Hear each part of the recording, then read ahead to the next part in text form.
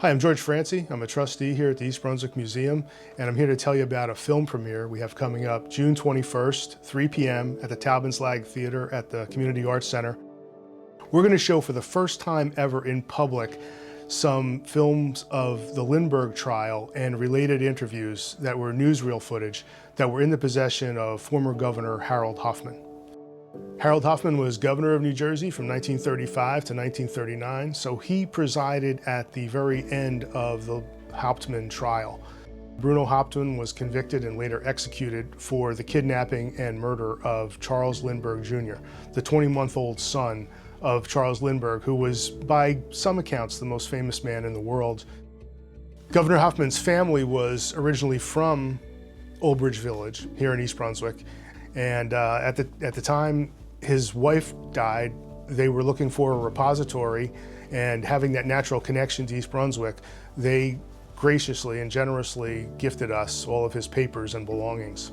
The films were stored in a fireproof file cabinet in our basement and were kind of forgotten for much of our history. I mean, they've been there since at least 1980 or 81 when the museum was founded, and there are many things we don't know about them, like why Governor Hoffman had them, how he got them. This is newsreel footage, like, taken by the wire services of the day. And we're not quite clear how he ended up with them, but there is sound to the films. They're in excellent quality. They've been digitized and preserved by a company called Color Lab in Rockville, Maryland, and it's going to be a really extraordinary show on June 21st. This was how people got news in the day. This was one of the ways. I mean, newspapers and radio were probably primary sources of news, but you got your news by seeing the newsreel footage at your movie theater every week. So this is the film. This is the largest of the 3 reels of film we have. It's nitrate film, so is highly flammable, and that was some of the urgency to getting this digitized.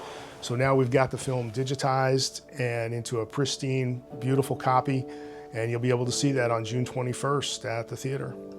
Some of this stuff we believe has never been seen before. So come and see for yourself. It's the major players. There's footage from the courtroom. It's packed, and it's not what we're accustomed to today. This is important because it's primary source material, and we think it's important to get this out there and show it to the public.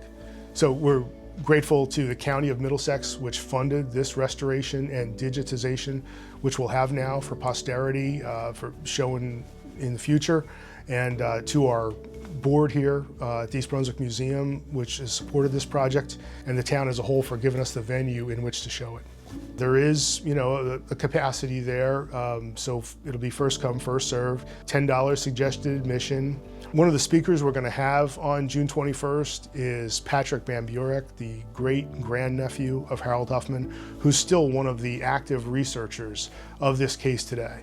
It's not necessarily over. I mean, there are people out there who are trying to get DNA samples from envelopes to maybe connect other co-conspirators. So you may be hearing more about this case, and these films are just one small portion of it.